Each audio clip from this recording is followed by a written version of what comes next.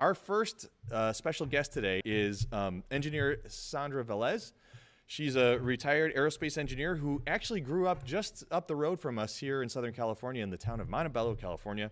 She now lives in Florida, but she has a storied career in aerospace that she's going to tell you about. She's also been a great friend of our Girls in STEM Club. So I would like to welcome Sandra Velez. Sandra, how you doing? Good, thanks. How are you? Good, good, not too bad. It's super hot here in Southern California today. How is it for you? Really hot, very, very humid. What part of Florida are you in? In Orlando, near the House of the Moose, near Disney. Oh, House of the Mouse, very nice. Yeah, I don't know if we can say that whole word on the channel. This is so great that we are able to bring Rocket Fever across the country today. This is fantastic. So I know you've got a lot to tell us. Thank you so much for doing this today, and yeah, I think I'll be back after your presentation to ask you a couple questions. All right? Okay. Cool. Thank you. Good luck. All right. Thanks. So, hi everybody.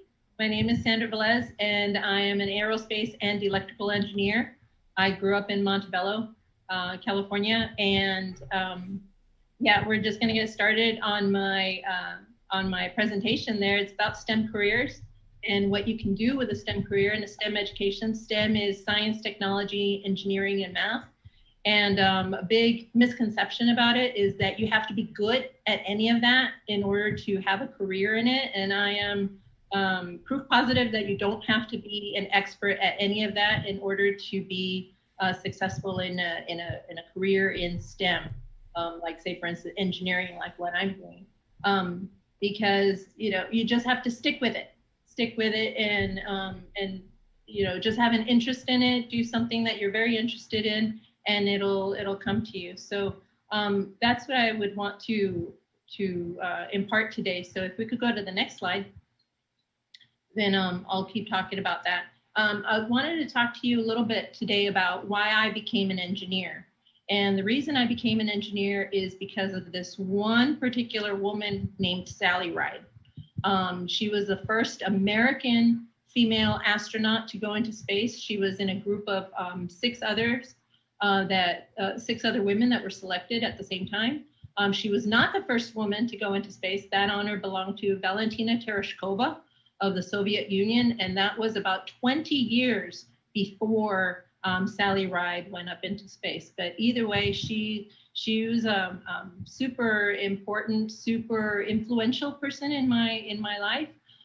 When I saw her go up in 1983 on that shuttle, then it kind of just opened up, it opened up a whole new world for little girls to be interested, who were interested in rocketry and space, and becoming an astronaut. And maybe they thought that they couldn't be that. When I was little, I was interested in planes, and I really liked the way they were, and that they were up in the air, and it was something so amazing to me. And when I was little, the thing that you could do as a girl was be a flight attendant. And so I thought that that's what I could be, was a flight attendant, and I could work with planes that way. But that's not true. It wasn't true when Sally Ride went up, and when there were other women who became pilots that I was unaware of when I was little. It was just something so amazing to see that a little girl could do that. And later on, I got to meet her, and she was just so amazing and so down to earth and so welcoming and so, like I said, influential to us. So if we could go to the next slide, that would be good. But yeah, she was the main influence on my life for why I became an engineer, because seeing that she could do it, I felt that I could do it too. And so now we're going into my career as an aerospace engineer. I was a flight test engineer for pilot training systems. What that was is those are systems that pilots use to practice their maneuvers, to practice the hard different things that they have to do, their missions. And what we do is we would create what's called a flight simulator and have the pilot fly the missions. And if you look up in the corner, it has a arrow. It says, "That's me." And what I'm doing is I'm sitting behind the test pilots in the flight simulator, and I'm giving them direction. I'm saying, come up to this altitude, go down to this altitude, go to this speed, slow down, walking them through the paces of the different missions that they had to do in order to not only test their skills, but importantly, testing the flight simulator to make sure that it behaved exactly the same way that the aircraft was going to. And I did this for that one is a C-130, and that's one of the world's largest aircraft. It's a big cargo aircraft, but mostly I did it for the F-18 flight simulator. And that's the one that's just below it. It's right there. And then in doing that, I did this all over the world. I did this for the U.S. Navy. I was a civilian engineer for the U.S. Navy, and I did that for 16, almost 17 years. And I went all over the world. I went to Australia, I went to Kuwait, I went to Canada. I did this all over, not only all over the United States, but around the world. And some people were like, do you feel uncomfortable about going to, say, for instance, halfway around the world to do that? And I said, no, because, they're calling me to come do this because I was one of the only women doing the job that I did. And you see the flight trainer for the F-18 is up at the top left corner. And so that's what I did. And I dedicated the last years of that I was with the Navy in advanced technologies, safety systems for pilots, advanced landing systems. So if we could move on, go on to the next page, then we'll keep going for that. And so yeah, it was just several different years that I did this. It was a lot of fun. More than anything else, it was a lot of fun because you're doing something that not a lot of people get to do. And so this is my educational background. Like I said, I'm an electrical and aerospace engineer because one just wasn't enough punishment. I had to go for both. It's, two of the harder ones. And together, what I did is I focused on control systems and dynamics. And that kind of led into what my career was, later on. I also did different projects, like you guys are setting off rockets today. So I did that. I was part of the rocketry club, and I set off with my rocketry group. We did a 12-foot rocket when we set that off when John Glenn returned to space. We set that one off the day before. So that was part of the celebration of that event. And then there was different professional societies that I was involved in school. It helps to be involved in those in order to prepare you for your career later on, is to be involved in that. And then I just to be well-rounded. You want to be well-rounded. You can't just do just one thing. You want to be involved in a whole lot of different things. So I was involved in student government and different things like that. So if we go on to the next one, and that was at UCF, Go Knights. So that's close by. And the reason I chose UCF is because they have a really good partnership with Kennedy Space Center. So actually, one of my professors was an astronaut, and some of the classes that we took out at the Space Center when we got to take tours and everything. So it was pretty neat. And then this is what you see here. As in my last years of school, I became a NASA intern, which is pretty exciting. And if anybody has an opportunity to do that, just know that that's an opportunity that's out there for you, is an internship. And you can have an internship at a whole bunch of different companies that are out there that focus on aerospace or something else that you're interested in. But this is the one that I was interested in, obviously. So that was NASA, and I got to do propulsion systems. I got to do payloads.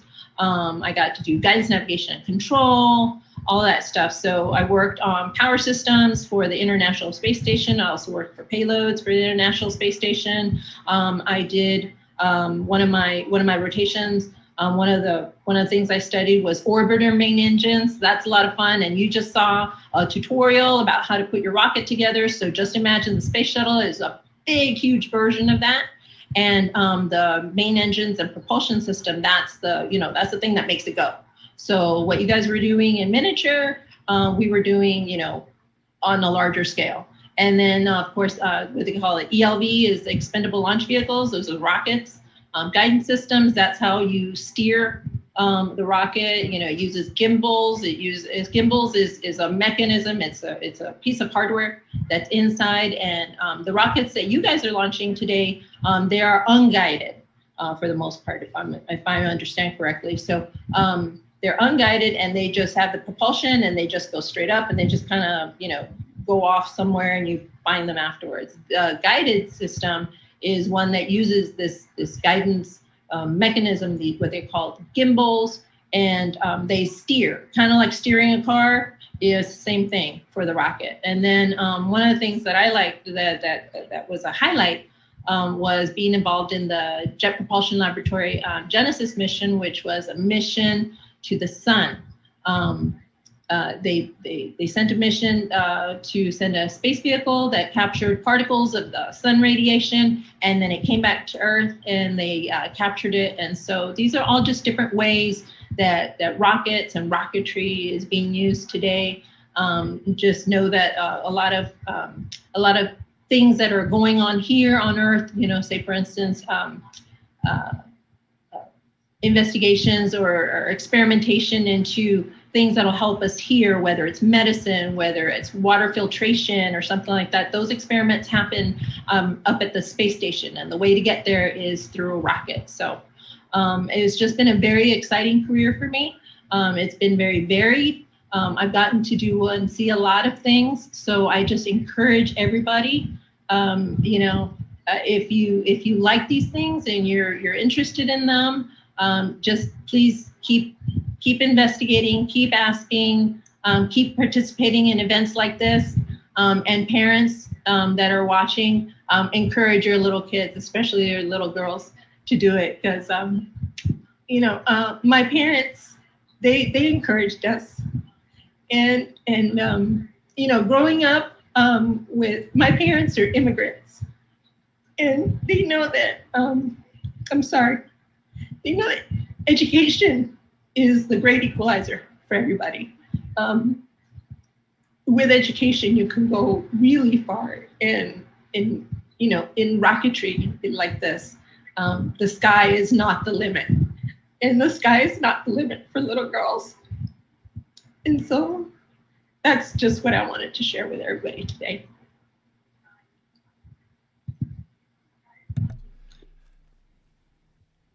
Hey, well, thank you so much, Sandra, and thank you for sharing that. Yeah, I mean, hopefully that's what we're trying to get across today to the girls and everybody out there who's watching this, that you can do this too. The barriers can fall down. I want to go back a little bit to something that you were talking about, as you were talking about your influences, and your parents really encouraged you.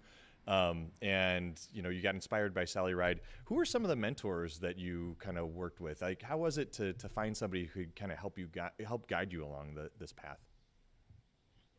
Yeah, that's important, is finding mentors.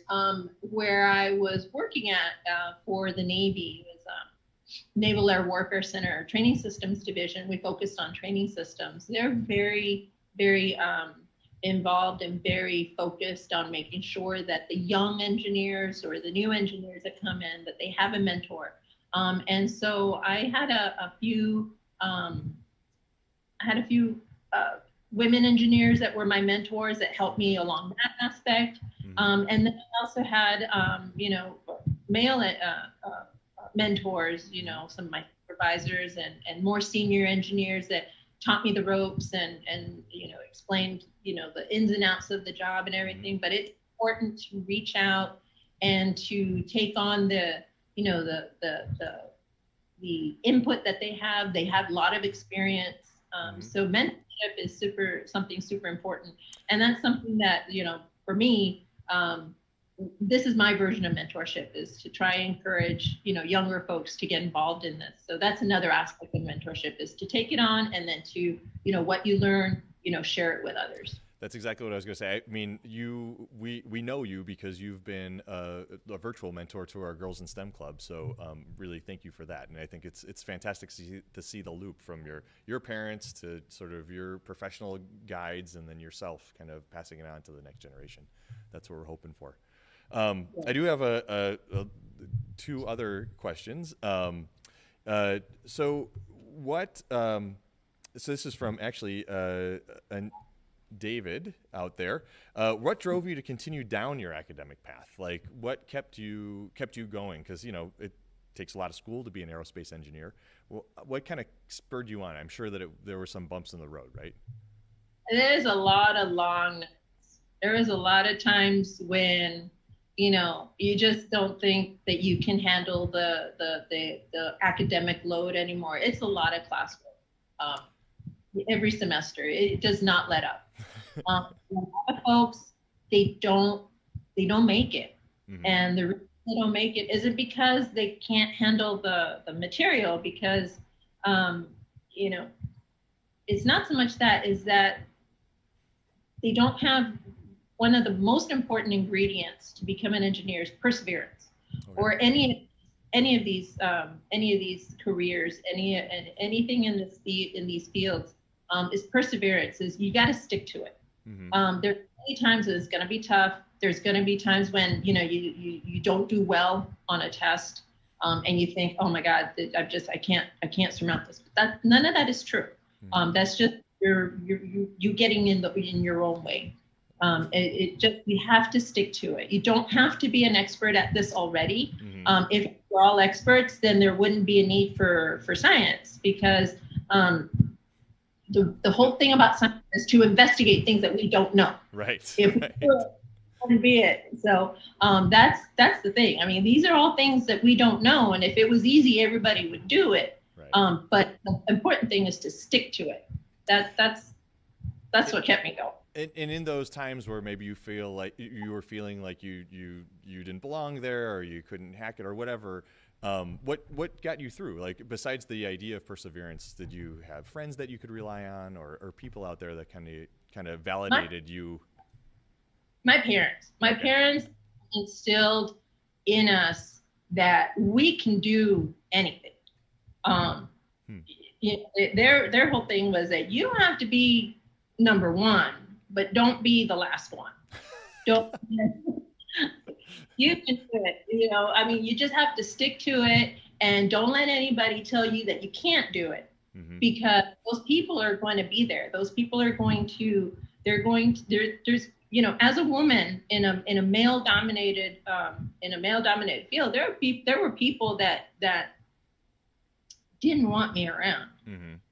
Didn't think that I could do it, especially doing the work that I was doing with fighters, fighter jets, fighter pilots, that kind of thing. That is not an area that's super open to women. Mm-hmm. But I didn't listen to any of those people. I didn't bother with them, because they weren't living my life. I was living my life, and that's awesome. And I was in somebody that I went into the Air Force when I came out of high school, and I'm not recruiting anybody. But that was just a path that I took, and I was a cop, and I was the only woman always in what's called a flight in the Air Force. It's kind of like a platoon in the Army. Maybe mm-hmm. Some understand it better that way. But I was always the only woman, because again, it was a male-dominated field. I was, machine gun, carried a machine gun for 4 years. It's not something that's typical for women. Sure. So I have always not listened to people that told me you can't do something. I'm like, oh yeah, really? Watch this. I can do it. That is inspiring words to live by. That's great. All right. Go ahead. Sorry. No, I was saying my instructors in the Air Force, they were also, you're a woman and you're going to be taking a lot of flack, and you need to be confident in yourself. You need to be better at this than the guys. And it's not fair, but nobody said life was fair. And so you just have to stick to it. And that was the other thing. They kept just saying, stick to it. Because the only one who can tell you can't do something is yourself. And that's not a good word. That's not a good place to be. Right. Well, that's fantastic. That's getting at the heart of what we're trying to do here with Rocket Fever and with what the Space Center tries to do. One last question before we move on, and it goes back to the 12-foot rocket, because this is Rocket Fever and we're launching rockets that are maybe 8 inches. How high did your 12-foot rocket go? I don't even know. I don't even remember. I don't even remember. But what I do know and what I can tell you is that we had to let not only the FAA, which is the Federal Aviation Administration, we had to let them know, but we also had to let the Bureau of Alcohol, Tobacco, and Firearms know, because of the amount of propellant, the amount of chemicals that were being used to send this 12-foot rocket up. We had to let all these agencies know what we were doing, so that they didn't think all of a sudden something weird going on. And so we had to do that now. But we did have telemetry on it. We set it up with a payload. We set it up with a little electronics package is what a payload is, a little electronics package that told us where it was going. But I can't remember. That's all right. I know we had to notify special people to let them know that it wasn't something weird. How much fun was that? That was a lot. Well, hey, thank you so much, Sandra, for joining us today, all the way from Florida.